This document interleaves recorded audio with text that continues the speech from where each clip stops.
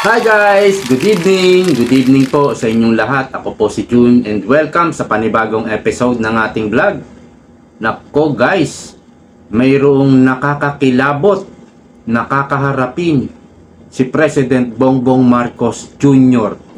Isang propesiya ng isang bata. Bata pa po ito. At ang sinasabi niya ay malagim ang kanyang propesiya tungkol kay PBBM at yan daw ay mangyayari sa taong 2026. Yan po ang ibabahagi ko sa ngayon. Bago tayo magsimula, ini-invite ko kayo na mag-like dito po sa video ito. At syempre huwag kalilimutang mag-subscribe para lagi kayong updated sa iba kong mga parating na video.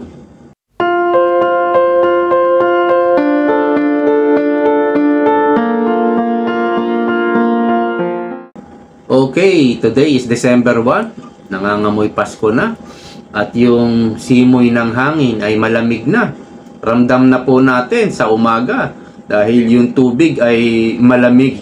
Kapag hindi ka nag-init ng tubig at wala kang heater sa banyo, talagang manginginig ka pag naligo ka.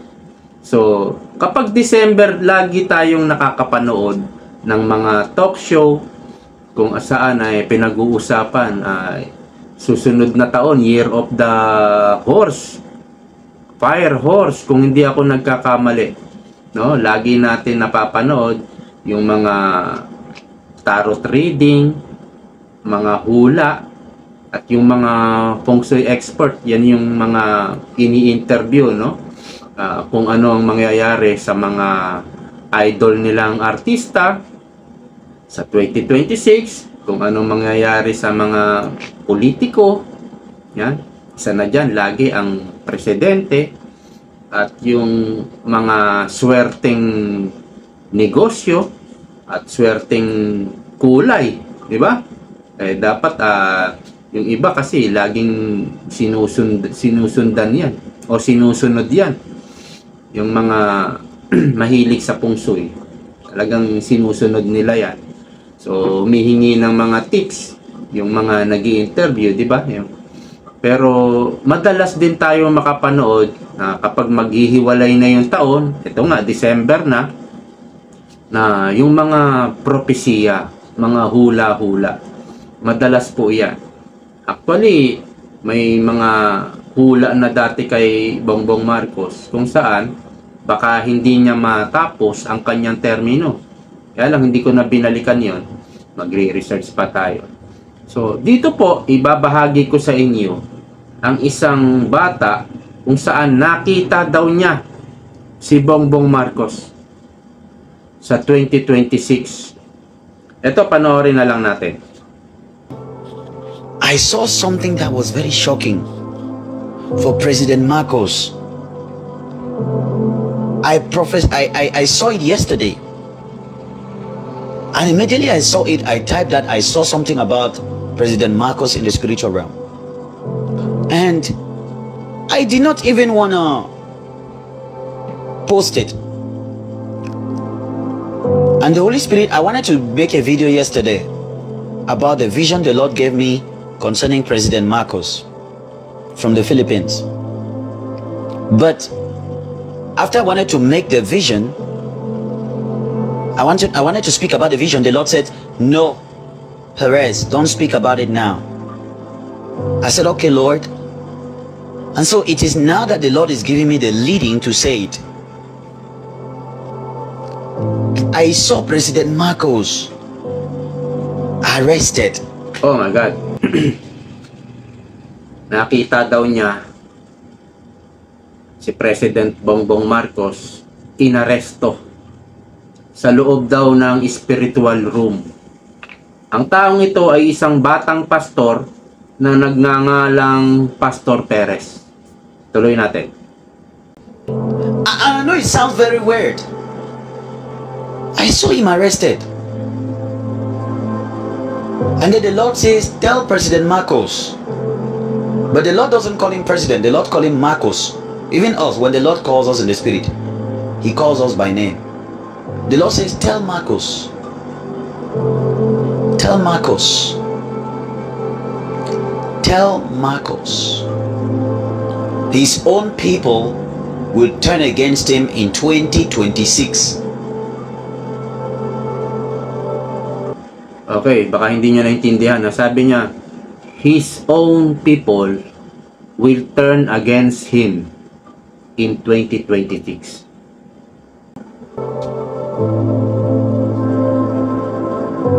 Says the Spirit of the Lord. I hope that he's gonna listen to this one now, because the one I gave last time, he did not listen. I don't know if someone showed him.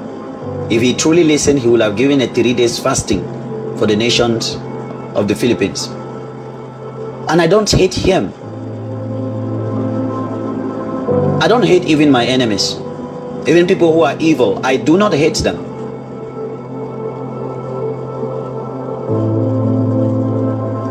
Even President Marcos, all I'm praying is for him to be saved.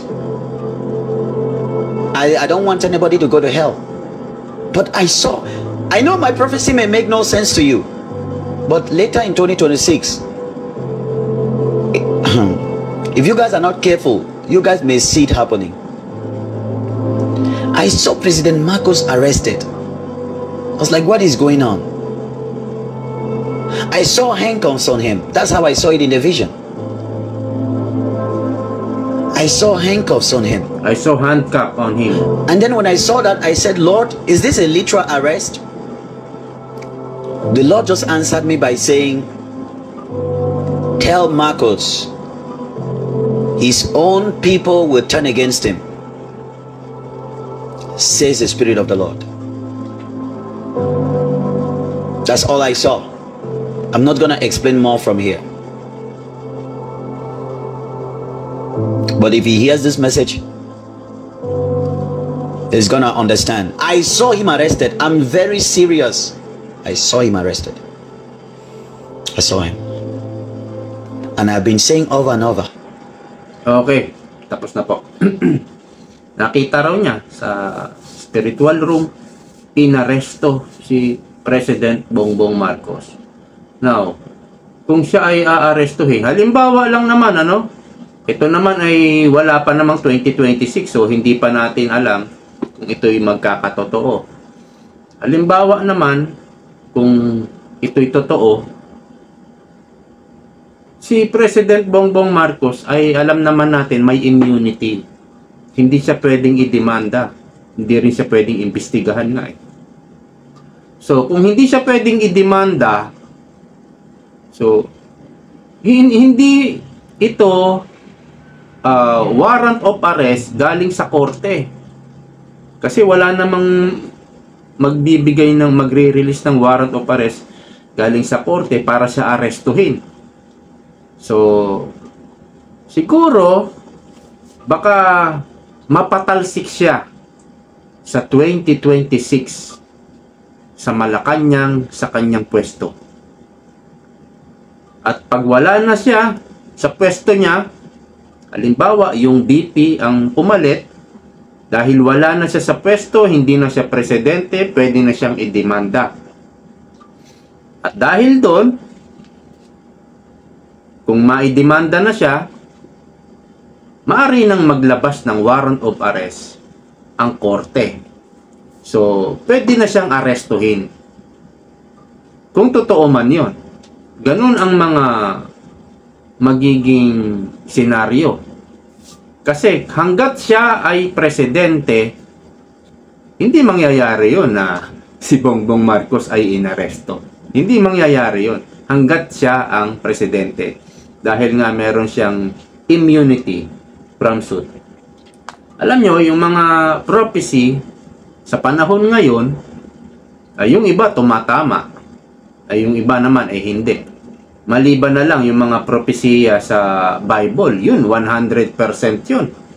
Nagkatotoo at magkakatotoo. Dahil may mga propesya pa na hindi pa nangyayari. Yung mga propesya na mga nangyari na, yung birth of Jesus Christ,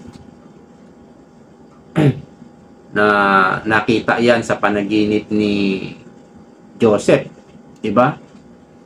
Sinabi niya, si Mary ay magsisilang ng isang bata at yun ay anak niyang Panginoon, ng Diyos.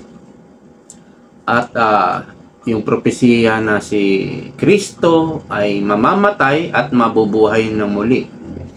Yan, mga nangyari talaga yan. At yung mga propesiya pa na si Jesus ay magbabalik dito sa mundo at maghahari ng 1,000 years kasama ang mga apostoles.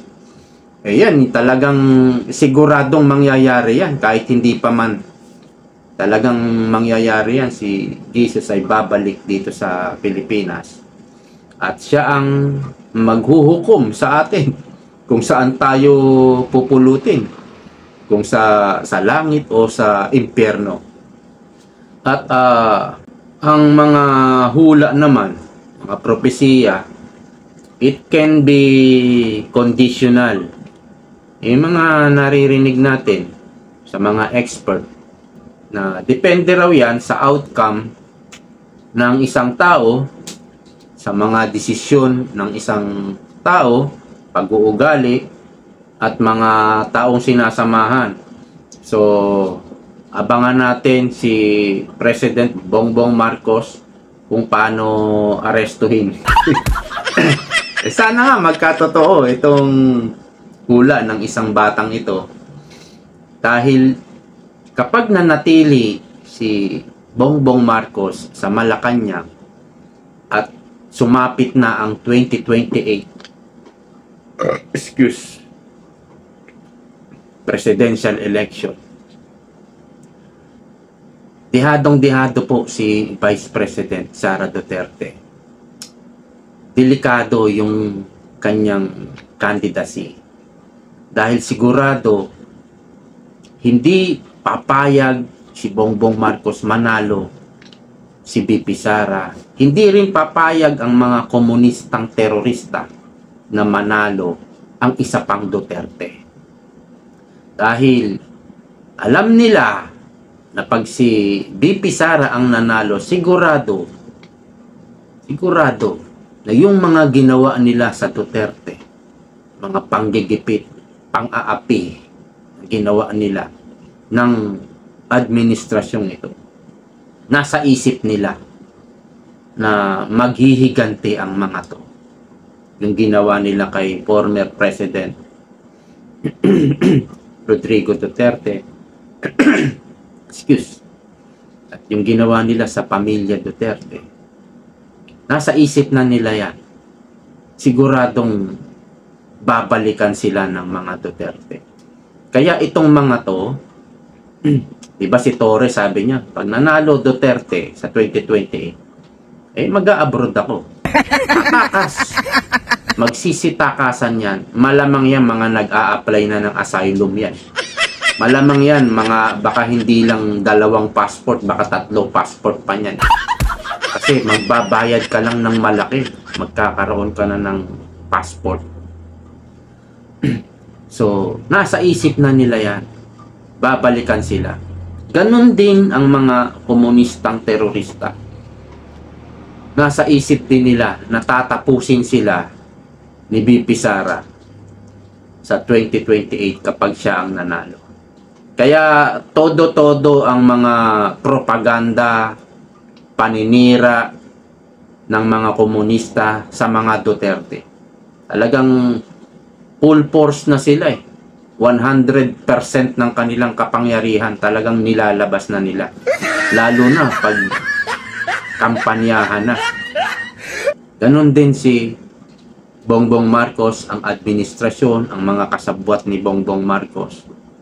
Talagang hindi sila papayag. Kaya sobrang delikado ang kandidatura ni VP Sara sa 2028 kung ang presidente pa rin ay si BBM. So dapat talaga na mapatalsik. Pero may sinabi yung batang propesiya, no? Ang sabi niya,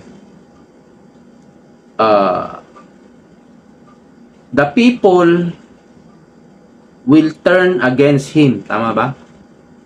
Against President Bongbong Marcos. Sino ba mga people na yan? Baka mga soldier yan. People pa rin yan. Kasi hindi specific. Walang sinabi yung bata na sino ba yung mga people na yan. His own people, sabi. Maaring tayo yon, yung mga civilian. Pero baka people din eh. Tao rin niya yung mga sundalo eh. Will turn against him. So, abangan po natin yan. Yan lamang po sa ngayon. Maraming salamat sa patuloy na pagsuporta ninyo. See you po next time. Ingat kayo. God bless. Bye-bye.